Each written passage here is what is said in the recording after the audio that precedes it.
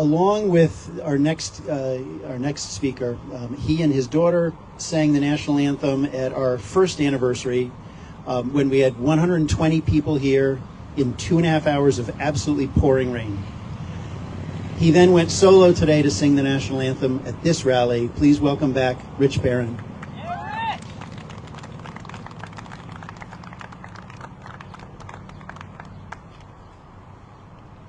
Oh, you tall people. I got to bring this microphone down. So good afternoon. It's nice to be back here. So Rick reached out to me, as he's described, reaching out to pretty much everybody, sometimes telling them what he wants them to do, and sometimes asking them for what he wants them to do. He reached out to me and asked if I'd be interested in speaking about that the month of May is American Heritage Month. And I told him I wasn't sure. I said that I, like many Jews these days, am struggling with my own Jewish identity. Jewish, Zionist, religious, cultural. The war raging in Israel has divided so many people, Jews and non-Jews. But I'm not going to talk much about that.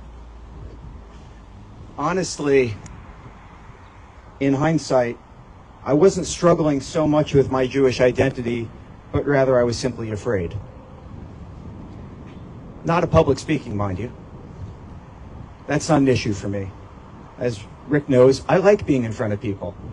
I spend my weekends playing with a rock and roll band as the lead singer, playing in bars, and I spend my days teaching selling skills and leadership skills as part of my business. But to stand in front of you, or anyone for that matter, as a Jew,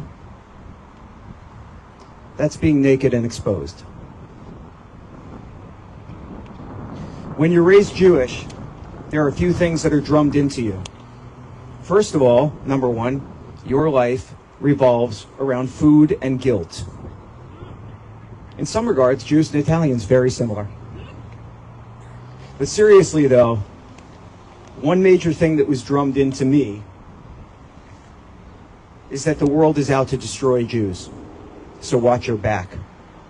Over and over and over again, whether it was the pogroms in Russia, the Holocaust, the bombing of the temple in Squirrel Hill in Pittsburgh, anti-Semitism and the fear of the next attempt at Jewish genocide is always lurking. It's bizarre to me, quite honestly, that it's normal and expected that there will always be a police presence when I attend the High Holy Days of B'nai Israel for Rosh Hashanah and Yom Kippur. It was that way for me growing up in New Rochelle when I went to Temple Israel, and it's the same thing when I attend services here. And the irony is, as some of you who do know me, I'm married to my wonderful wife, who was raised Southern Baptist, and we also belong to a United Methodist church, so we celebrate all religions, but I don't see that sort of thing when I attend church for Easter or Christmas. I spent my life somewhat hiding my Jewish identity. Why? Fear. Fear of being judged, discriminated against, bullied, belittled, avoided, shut out, or worse. After all, Jews are conniving, they're greedy, they're miserly, right? Some of the stereotypes that we often associate. Here's some facts for you. Did you know that the Anti-Defamation League did a telephone poll in 2009 with about 1,700 American adults?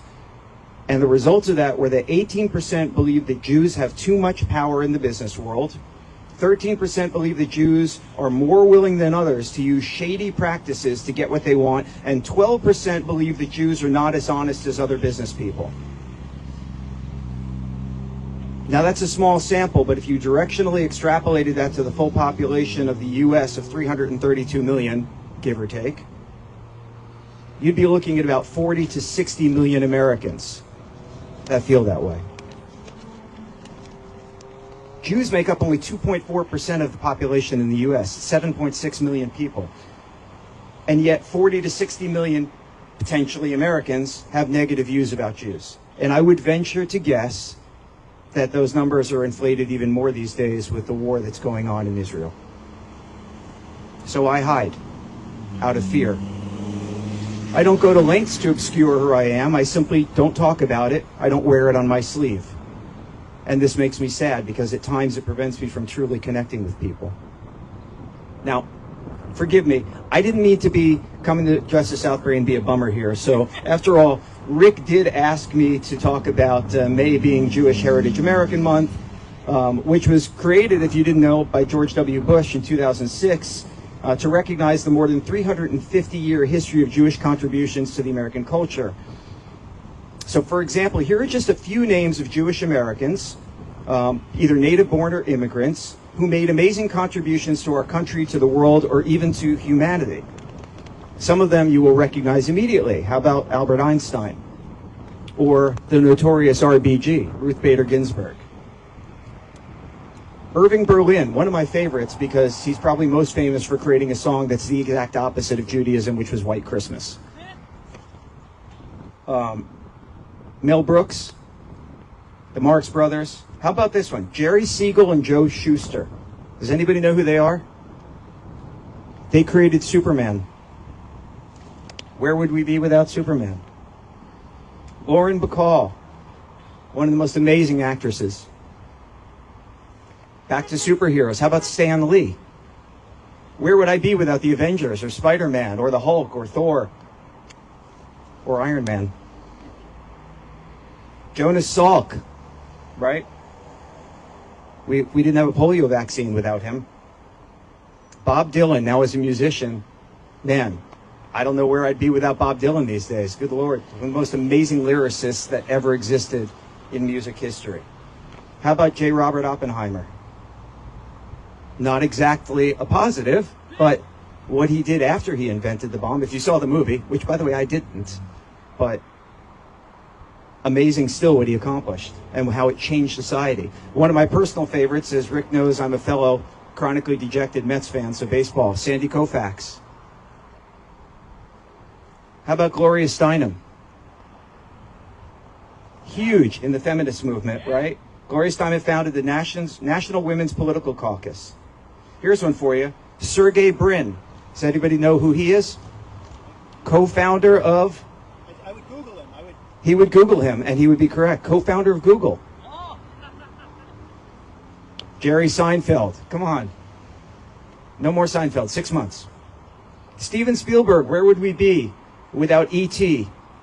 or Jaws and the fear to go into the ocean? Calvin Klein. Anybody here wearing Calvin Klein today? How about this one? Mark Zuckerberg. We wouldn't have Facebook. Henry Winkler. My wife asked me to put this one in. She loves the Fonz.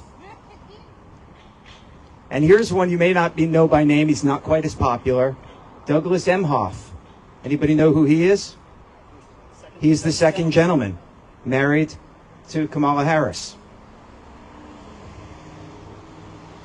So many others have contributed to the betterment of our society and world. I could keep going on probably for an hour of listing out some of these amazing accomplishments. I've always considered myself to be more of a cultural Jew than a religious one. I try to live by the 10 Commandments, meaning I do my best each and every day to be a good person, to not lie, to not cheat, to not steal, to have integrity, and most importantly, to take care of others. Yet I still hide, because I'm convinced that at some point, the world will come after the Jews again. History has a way of repeating itself, and there's enough historical proof that Jewish persecution has and likely will come again. Getting close to wrapping up. I know you're on a timeline here. I was listening to a podcast recently where Deborah Lipstadt was interviewed. If you don't know her, she's a professor of Jewish studies at Emory University and an expert in anti-Semitism. In fact, she was recently appointed by President Biden as the first ever ambassador-level special envoy to monitor and combat anti-Semitism. She gave an off-the-cuff analogy for anti-Semitism, equating it to the herpes virus. With the herpes virus, you can get treatment for it, but it never goes away. It lurks under the surface, and it tends to emerge when faced with stressful situations. I actually think this is a pretty good analogy And from my perspective, the only thing that can combat anti-Semitism is for Jews and non-Jews to stand up against it, the same way we stand up to racism, prejudice, and injustice. Earlier I said I was not going to say much about what is happening with Israel, so here's the not much part. I'm a Jew, and I'm also a Zionist. What does that mean? It means that I believe it's imperative for Israel to continue to exist. That does not mean that I think Palestinians should not have a home. Just the opposite. I personally believe that all people should have a place that they call home, even if it means sharing that home with others. It's my personal belief. This is such a complex topic. I don't necessarily like or agree with current Israeli administration, but from my perspective, Israel must exist. I did not like or agree with the previous U.S. administration under Donald Trump, but I never wavered from my belief that the U.S. must continue to exist. Israel must exist.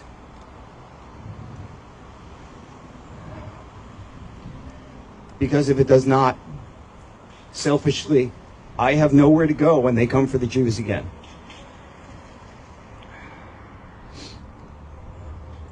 Honestly, I'm tired of hiding. I'm proud of my heritage, and it's shaped me.